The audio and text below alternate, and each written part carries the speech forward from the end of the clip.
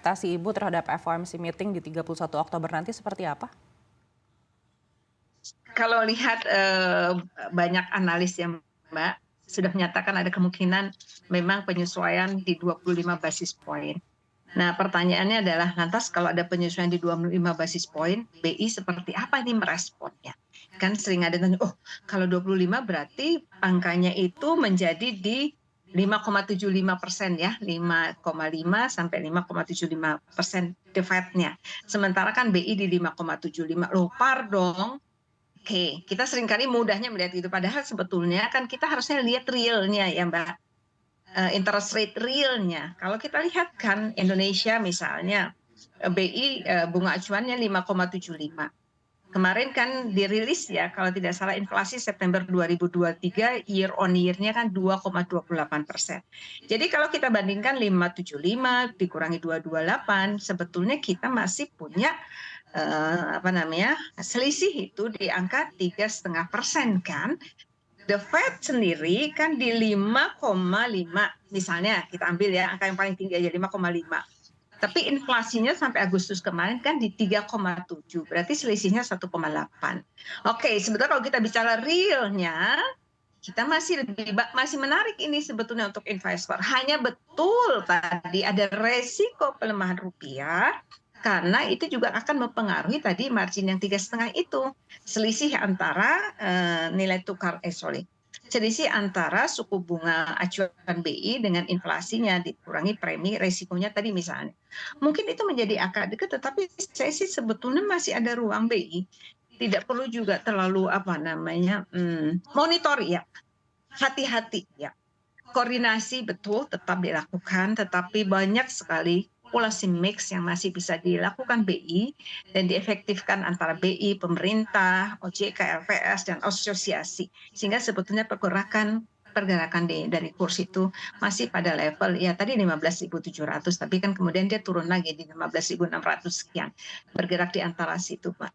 Tidak terlalu lompat begitu. Saya berharap, hanya tadi warning saya, titip betul sampai akhir tahun ada potensi tadi pembayaran utang dan bunga utang, remittance dan juga impor kita.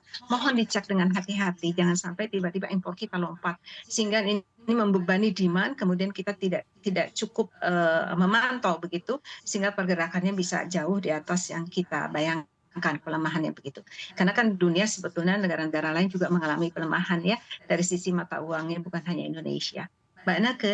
Baik Bu Ani, kalau kita lihat di bulan September kemarin capital outflow-nya ini juga sudah mulai terlihat cukup besar meninggalkan Indonesia, dan kalau memang ternyata seperti yang tadi Ibu sampaikan ternyata sama begitu, sama-sama 5,75% di Amerika Serikat dan di sini. Lalu apakah mungkin ada pelonggaran kebijakan yield kita yang mungkin selama ini dijaga untuk tidak naik terlalu tinggi? Ini pemerintah itu pasti menghitung yield itu kan juga melihat kebutuhan di dalam APBN ya. Kebutuhan APBN-nya bagaimana? Sekarang pemerintah kan juga mengalami surplus APBN. Sehingga masih sampai bulan kemarin ya Mbak ya, kita nggak tahu sampai akhir tahun, karena biasanya November, Desember itu belanjanya tiba-tiba naik kan, harus ada pembayaran-pembayaran dan lain sebagainya, sehingga surplusnya mungkin berkurang, bisa saja berkurang signifikan atau mungkin defisit, walaupun saya berharap mungkin tidak, defisitnya juga akan kecil sekali. Jadi pasti hitungannya begitu. Apakah perlu? Saya rasa enggak juga ya, tetap harus prudent. Kenapa? Karena government bonds yang diterbitkan pemerintah kan punya konsekuensi itu di dalam biaya APBN-nya, bukan hanya tahun depan, tapi sepanjang waktu dari bonds yang diterbitkan 10 tahun, 15, 30 tahun.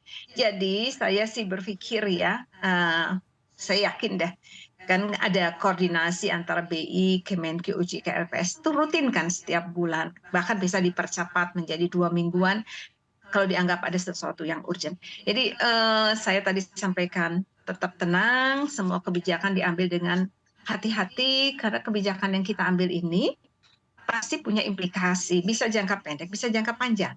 Jadi konsistensi dari kebijakan itu menjadi penting karena ini menjadi semacam trust, kepercayaan kita bahwa bahwa semua dilakukan dengan perhitungan yang matang, sehingga tidak ada kekhawatiran, tidak ada spekulasi dan lain sebagainya.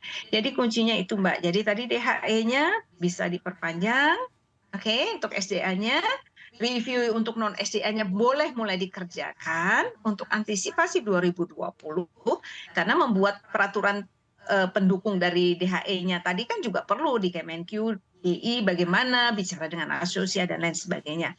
Kemudian tadi monitoring demand dari dolar di akhir tahun ini, tadi yang saya catatkan itu.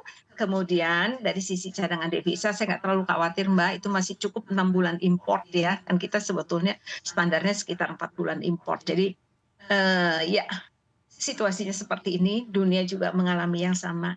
Jadi itu Mbak tadi, catatan-catatan yang harus menjadi pedoman bagi kita. Baik. Baik Mbak Anneke. Baik, Bu Ani, bagaimana dengan sektor perbankan begitu di era suku bunga tinggi ini? Sementara kalau berdasarkan dialog kami dengan beberapa bank, banyak juga yang sebenarnya sudah mulai merasa khawatir begitu bila suku bunga yang tinggi ini masih berlangsung cukup lama. Ya, baik Mbak Anneke. Pertama kalau pakai data saja saya ya, data dana pihak ketiganya dan pertumbuhan kredit itu kan masih cukup baik ya. Kemarin OJK umumkan di bulan Agustus itu dana pihak ketiganya masih tumbuh di angka 6,24% Agustus year on year. Kemudian kredit perbankannya September 2023 year on year-nya juga masih di 9,06. Jadi pertumbuhan DPK-nya masih relatif baik, masih 6 lebih. Kredit perbankannya masih di 9, walaupun kan kita sebetulnya ingin di antara 9 sampai 11 ya. DPK-nya mungkin agak turun dibandingkan awal tahun yang 8% begitu.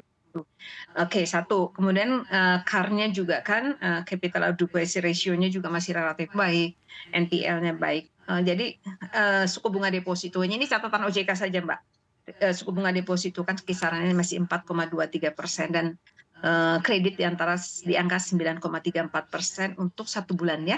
Kemudian kita lihat juga LPS belum berubah suku bunga penjaminannya yang berlaku kalau tidak salah sampai tahun depan gitu masih pada level yang sama. Artinya LPS juga mengamati tidak ada pergerakan di dalam suku bunga yang di luar yang sewajarnya begitu, sehingga LPS juga merasa nyaman untuk menaruh tetap level suku bunga penjaminannya pada angka yang sama begitu sampai dengan saya agak lupa tadi angkanya ya Mbak, sampai dengan misalnya gini di 1 Oktober 2023 sampai 31 Januari 2024 kan penjaminan falasnya di 2,25%. Bank umumnya di 4,25%, BPR-nya 6,75%. Jadi saya kalau melihat itu saya tidak khawatir dalam konteks perbankan ya. Perbankan juga masih membukukan keuntungan kan ke laporan-laporan mungkin situasi ini agak berat untuk perbankan-perbankan yang memang perbankan-perbankan yang kecil begitu ya. Mungkin ini tapi pemerintah pasti akan mitigasi. Nah, dalam konteks ini saya cuma hanya mengingatkan untuk generasi muda mungkin ya Mbak ya, yang berkeinginan untuk melakukan pinjaman konsumsi, misalnya mobil, motor, perumahan, KPR dan lain sebagainya, mungkin perlu berhitung karena era bunga tinggi masih akan berlanjut tahun depan. Hitung pendapatan Anda, hitung pergerakan bunga.